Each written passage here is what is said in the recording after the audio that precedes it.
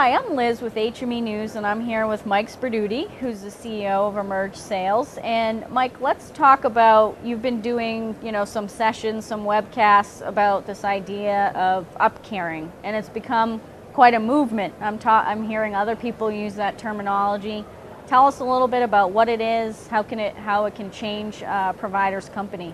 Sure. So UpCaring really started based on some family situations that I've been involved with. And I had an uncle with mesothelioma that was diagnosed with the disease, and he required oxygen. And during his experience, the treatment that he got from his provider was so terrible that he begged to go back to the hospital. And he would be fearful for his next breath. And I can't imagine what that's like. And so when I remember that experience, and I remember what providers, when they do their job wrong, that they really create sadness. But I've also been on the positive side of good care from DMEs. My mom has diabetes, and her providers have done a wonderful job, and she's had other ailments, and the providers have been there and helped her on her road to recovery, and she's the vibrant woman we all know at the shows and that kind of stuff. So the movement came from that providers create happiness or sadness with every action that they do.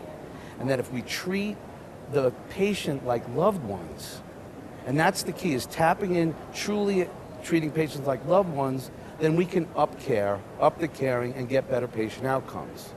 Now, I took it one step further.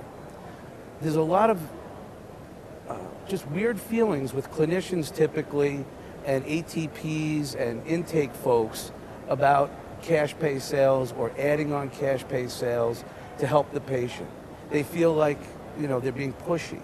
Right. But in the reality, there are products that will help patients be more compliant, make their conditions easier, and they're cash pay. So UpCare really is another word for upselling in the right situations where you can improve the life of the patient with insurance or cash pay products to make their life better and make their life easier. Upcaring sounds a lot better than upselling, and I think a lot of that is kind of an attitude, right? Exactly. Yeah. It's a mentality. And again, the mentality is recommend the product if you would recommend it for the one who you love more than life. Right. What about, that's one of the things that I think people are buzzing about here at the show is this whole, using the ABN, whether it's UpCaring and all those opportunities that are out there. Yeah. Another thing people are talking about is, how to move forward in the current environment. And I know you have a lot to say about providers reinventing themselves. Can you talk about some of the things they can do in that area? Sure. I truly believe that this is a very exciting time for companies that are willing to reinvent themselves, and for companies who follow solid business principles. This is not anything new to any industry. Every industry goes through a period that will force the companies involved in that period to reinvent themselves. So specifically what providers need to do is, the first thing is they need to make sales their number one priority and their number one focus. What you're going to see is you're going to see a lot more competition, you're going to see margins going down, and companies are going to have to really get out there, go to referral sources, and differentiate themselves. They're also going to have to market better to managed care organizations, to accountable care.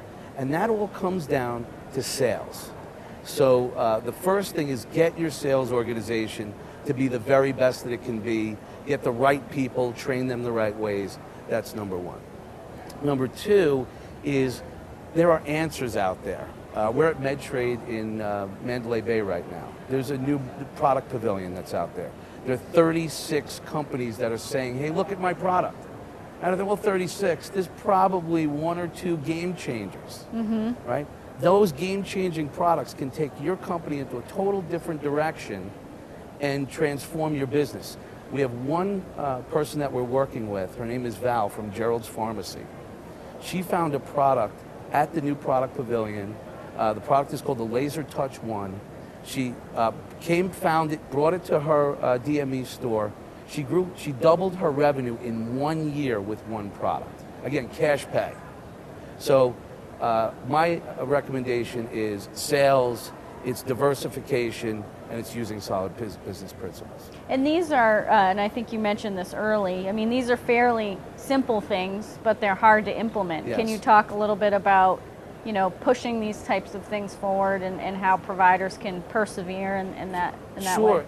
way? Again, it's just like losing weight, okay? I mean, I struggle with my weight all the time. I think there's a lot of people that do. And when you lose weight, you're committed to it, right? You follow a plan, you follow a model, and it works. But it's hard because you have to change your habits. It's the same thing in business. I can tell you all day long you have to make sales your number one priority. Now you have to go through sales training. Now you have to put the investment in to do it. Now you have to push yourself outside your comfort zone. How committed are you to doing it is always the question. So what I'll ask every provider out there today is, why do you want to be in this business? What is the reason why? Because if the answer is big enough, you show me the why, and the how will come. Right. If the why is big enough, the how will come. So I think in terms of motivating everybody through the change, everybody's got to be self-motivated, self-disciplined, and committed to getting that done. I think that's a good note to end on. Thanks, Mike. Always a pleasure. Always great to be with you, Liz.